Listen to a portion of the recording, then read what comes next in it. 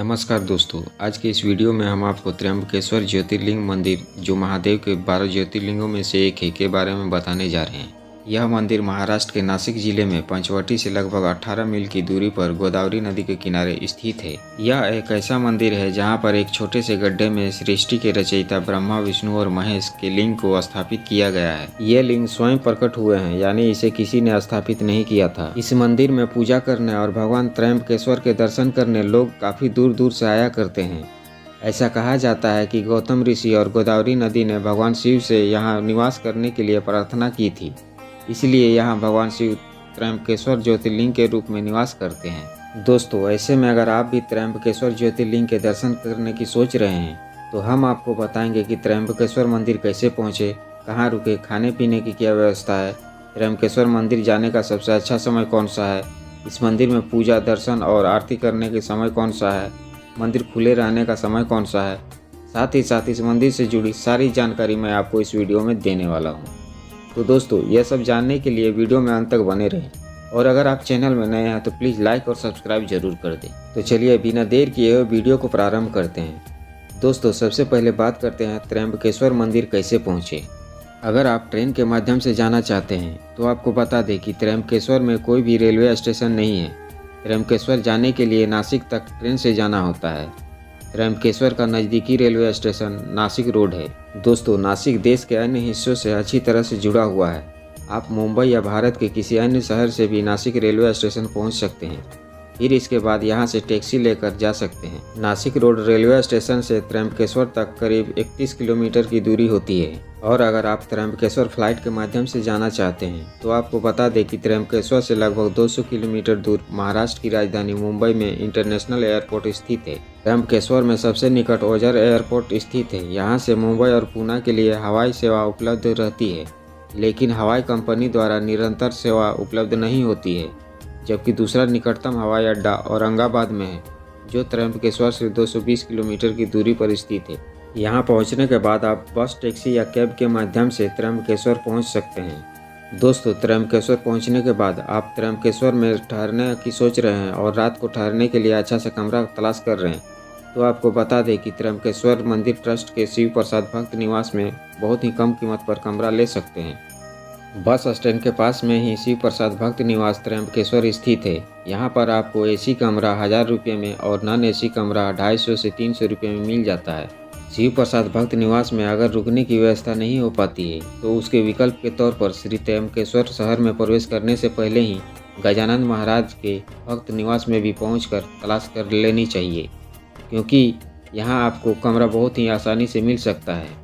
श्री गजानंद महाराज भक्त निवास में एक एसी कमरा कम से कम 800 रुपये से 2500 रुपये तक और नॉन एसी कमरा आपको 300 रुपये में मिल जाता है।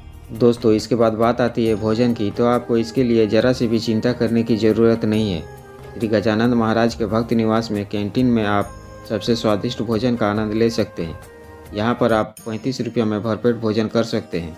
इसके साथ ही यहाँ आपको अगर बच्चों के लिए दूध और बड़ों के लिए चाय कॉफ़ी चाहिए तो आपको इसका भी विशेष प्रबंध मिल जाता है। इसके बाद जब अगले दिन आप त्र्यंबकेश्वर ज्योतिर्लिंग के दर्शन करना चाहते हैं तो सबसे पहले दर्शन करने के नियम के बारे में जानना जरूरी है, ताकि त्र्यंबकेश्वर ज्योतिर्लिंग दर्शन में किसी तरह की असुविधा ना हो। तो दोस्तों, आइए जानते हैं दर्शन करने के नियमों के बारे में। दोस्तों, सोमवार, शिवरात्रि और सावन के महीने में यहाँ दर्शन करने के लिए बहुत ही ज़्यादा भीड़ होती है, तो दर्शन करने में रोज के मुकाबले ज़्यादा समय लगता है। गर्भगृह में प्रवेश करने नहीं दिया जाता है, ऊपर से ही दर्शन करने पड़ते हैं। सिर्फ सुबह 6 बजे से 7 बजे के बीच में आप अभिषेक कर सकते हैं और ज्योतिर्लिंग को छू सकते हैं। अभिषेक श्रद्धालु धोती पहनकर करते हैं। महिलाओं को गर्भगृह में नहीं जाने दिया जाता है। अभिषेक के लिए आपको त्र्यंबकेश्वर ज्योतिर्लिंग मंदिर के किसी भी पंडित जी से संपर्क करना होगा। दोस्तों, आपकी जानकारी के लिए बता दूं कि त्र्यंबकेश्वर ज्योतिर्लिंग मंदिर सप्ताह के प्रत्येक दिन खुला रहता है। मंदिर खुलने का समय सुबह 5 बजे से रात्रि 9 बजे तक का होता है। मंदिर में शिवलिंग के सामान्य दर्शन 5 मीटर की दूरी से किए जाते हैं। यदि कोई विशेष पूजा करना चाहता है तो उन्हें गर्भगृह में जाने की अनुमति होती है तथा वह लिंग को स्पर्श भी कर सकता है। तो आइए जानते हैं त्र्यंबकेश्वर ज्योतिर्लिंग के दर्शन कैसे करें तथा इस मंदिर में पूजा और आरती का समय क्या है। दोस्तों, जब आप मंदिर मुख्य द्वार तक पहुंच जाएंगे तो आपको एक टिकट काउंटर बना हुआ दिखाई देगा। आप यहाँ से 200 रुपये में टिकट लेकर VIP दर्शन आधे घंटे में कर सकते हैं। मंदिर में मोबाइल ले जाने की अनुमति नहीं होती है। अगर आप VIP दर्शन ना करके फ्री में दर्शन करना चाहते हैं तो इसके लिए आपको पूर्वी द्वार से लाइन में लगना होगा। त्र्यंबकेश्वर ज्योतिर्लिंग मंदिर में दर्शन करने के लिए भक्तों की काफ़ी भीड़ होती है और भक्तों की लंबी लाइन लगती है, जिससे दर्शन करने में काफ़ी समय लग जाता है।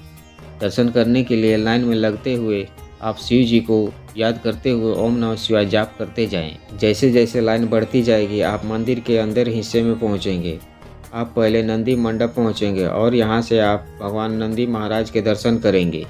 नंदी भगवान के दर्शन करने के बाद आप मंदिर के मुख्य द्वार पर पहुंच जाएंगे। प्रवेश द्वार पहुंचने के बाद आप आगे चलते हुए 3 से 4 फीट नीचे गर्भगृह है। गर्भगृह के बाहर से ही आपको दर्शन करना होगा।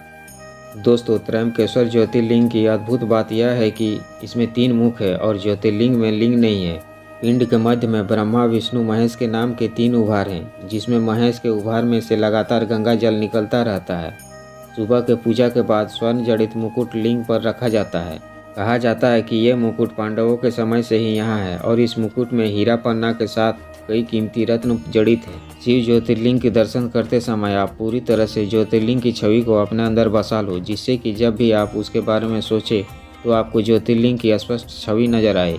आइए अब जानते हैं इस मंदिर की पूजा और आरती की टाइमिंग के बारे में। मंगल आरती का समय प्रातः 5:30 बजे से 6 बजे तक का होता है। अंतरालय अभिषेक प्रतिदिन सुबह 6 बजे से 7 बजे तक होता है। मंदिर के बाहर अभिषेक प्रातः 6 बजे से दोपहर 12 बजे तक का होता है। विशेष पूजा जैसे कि रुद्राभिषेक, महामृत्युंजय जप इत्यादि का समय प्रातः 7 बजे से 9 बजे तक का होता है। मध्याह्न पूजा 1 बजे दोपहर से 1:30 बजे दोपहर तक होती है। संध्या पूजा 7 बजे रात्रि से 9 बजे रात्रि तक होती है। भगवान शिव के स्वर्ण मुकुट के दर्शन 4:30 बजे से 5 बजे तक की होती है। दोस्तों, अगर आपको मेरे दिए हुए जानकारी से ज़रा सी भी सहायता मिली हो तो प्लीज़ मेरे चैनल को लाइक और सब्सक्राइब जरूर कर दें, ताकि मैं इसी तरह की नई वीडियो आप लोगों तक पहुंचाता रहूं। धन्यवाद।